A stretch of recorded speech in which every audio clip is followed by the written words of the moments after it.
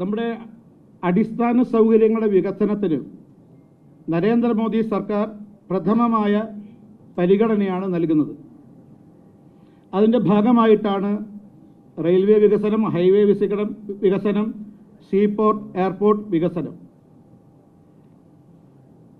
Railway വികസനത്തിൻ്റെ ഭാഗമായിട്ട് രാജ്യത്ത് ആരംഭിച്ച അമൃത് ഭാരത് സ്റ്റേഷൻ സ്കീമിൻ്റെ ഭാഗമായി നമ്മുടെ സംസ്ഥാനത്ത് 35 സ്റ്റേഷനുകളുടെ പുനർനിർമ്മാണവും നവീകരണവും നടക്കുന്നുണ്ട്. 35 റെയിൽവേ സ്റ്റേഷനുകളിൽ 8 റെയിൽവേ സ്റ്റേഷൻ അത് പുനർനിർമ്മാണമാണ്. ആ റെയിൽവേ സ്റ്റേഷനുകൾ വിമാനത്താവളത്തിന് സമാനമാക്കി മാറ്റുകയാണ്. അന്തർദേശീയ നിലവാരത്തിലേക്ക് നമ്മുടെ റെയിൽവേ സ്റ്റേഷനെ മാറ്റാനാണ് ഉദ്ദേശിക്കുന്നത്. ഇതിൻ്റെ ഭാഗമായി തിരുവനന്തപുരം, അതുപോലെ Varkala, Kollam, Chengannur, Ernakulam south, north, Thrissur, Kozhikode railway സ്റ്റേഷനുകൾ വിമാനത്താവളത്തിന് സമാനമാക്കി ഉയർത്താൻ ആഗ്രഹിക്കുന്നു. നിർമ്മാണ പ്രവർത്തനങ്ങൾ നടന്നുകൊണ്ടിരിക്കുകയാണ്. രണ്ടാമത് ബാക്കിയുള്ള 27 റെയിൽവേ സ്റ്റേഷനുകൾ 20 കോടി മുതൽ 60 കോടി വരെ ചെലവഴിച്ചുകൊണ്ടാണ് നവീകരണ പ്രവർത്തനം നടക്കുന്നത്.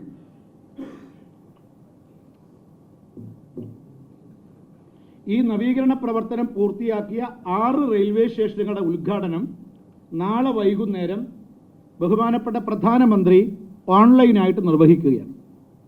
കേരളത്തിൽ 6 റെയിൽവേ സ്റ്റേഷനുകളുടെ നവീകരിക്കപ്പെട്ട 6 റെയിൽവേ സ്റ്റേഷനുകളുടെ ഉദ്ഘാടനമാണ് നാളെ പ്രധാനമന്ത്രി ഓൺലൈൻ മുഖാന്തരം നിർവഹിക്കുന്നത്.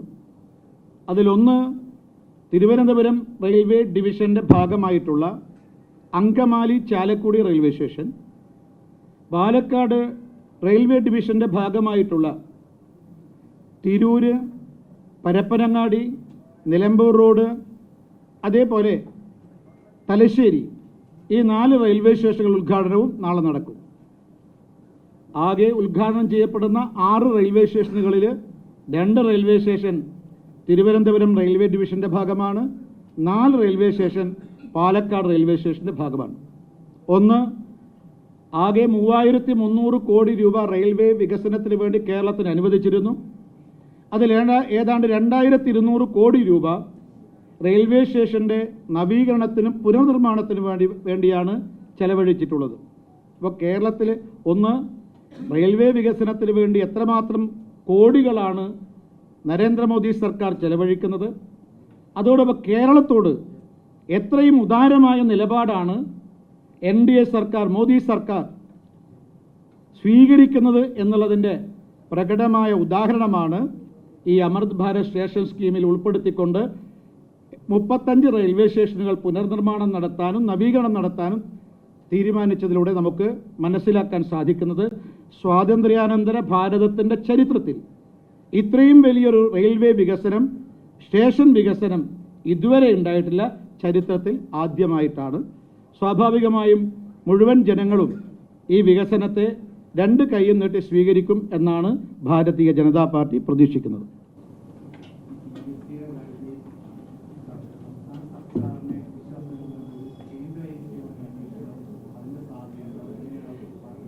തീർച്ചയായിട്ടും നമ്മുടെ സംസ്ഥാന സർക്കാരിന് അക്കാര്യത്തെക്കുറിച്ച് ചിന്തിക്കാവുന്നതാണ്. കാരണം PSCയിൽ 10 വർഷക്കാലത്തെ നിയമന തട്ടിപ്പുകൾ, കൊള്ളരുതായ്മകൾ, ക്രമക്കേടുകൾ അത്രയും വലുതാണ്. അഭ്യസ്തവിദ്യരായ യുവാക്കന്മാർക്ക് ഒരുപാട് സംശയങ്ങളുണ്ട്, പല ദുരൂഹതകളും നടന്നിട്ടുണ്ട്. അതുകൊണ്ട് ഒരു കേന്ദ്ര ഏജൻസിയെ കൊണ്ട് അന്വേഷിപ്പിക്കാൻ സംസ്ഥാന സർക്കാർ തയ്യാറാകേണ്ടതാണ്.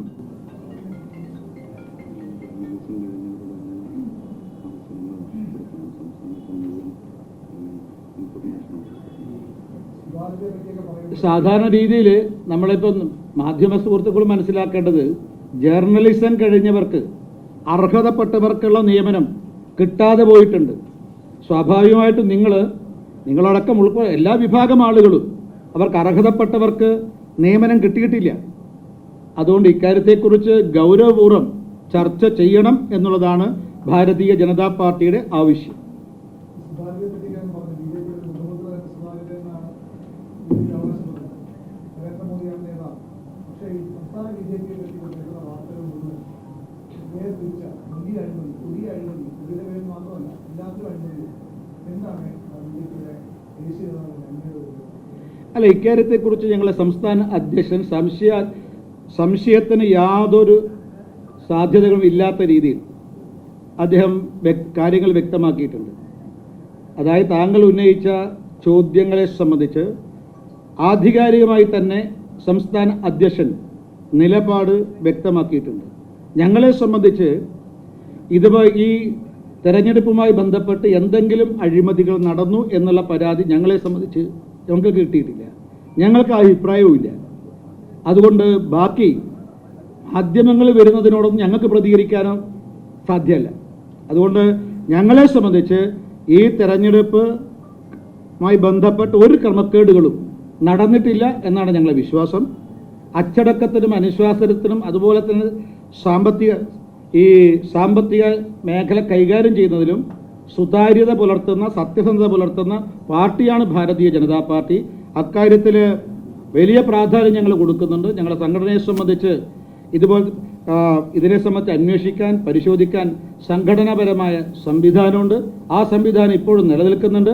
എന്തെങ്കിലും പരാതികൾ ലഭിച്ചാൽ ആ സമയത്ത് ഞങ്ങൾ ഇതിനെക്കുറിച്ച് അന്വേഷിക്കും. ഇതിനെ സംബന്ധിച്ച് താങ്കൾ ഉന്നയിച്ച കാര്യത്തെക്കുറിച്ച് ഞങ്ങളുടെ സംസ്ഥാന അധ്യക്ഷൻ സംശയാതീതമായ നിലപാട് വ്യക്തമാക്കിയിട്ടുണ്ട്.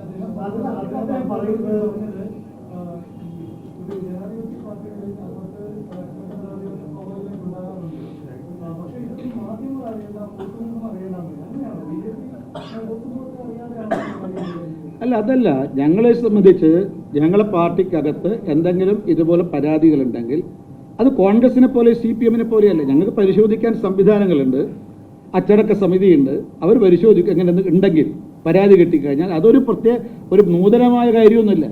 ഞങ്ങളുടെ പാർട്ടി ജനസംഘ കാലഘട്ടം മുതലേ ഈ സംവിധാനം ഞങ്ങളുടെ പാർട്ടിക്കകത്തുണ്ട്. അങ്ങനെ എന്തെങ്കിലും പരാതി കിട്ടിക്കഴിഞ്ഞാൽ അത് പരിശോധിക്കും. കഴമ്പുണ്ടെങ്കിൽ നടപടി സ്വീകരിക്കും. ഇത് സ്വാഭാവികമാണ്. അത് ഞങ്ങളുടെ പാർട്ടിയുടെ സംവിധാനത്തിൻ്റെ ഭാഗമാണ്.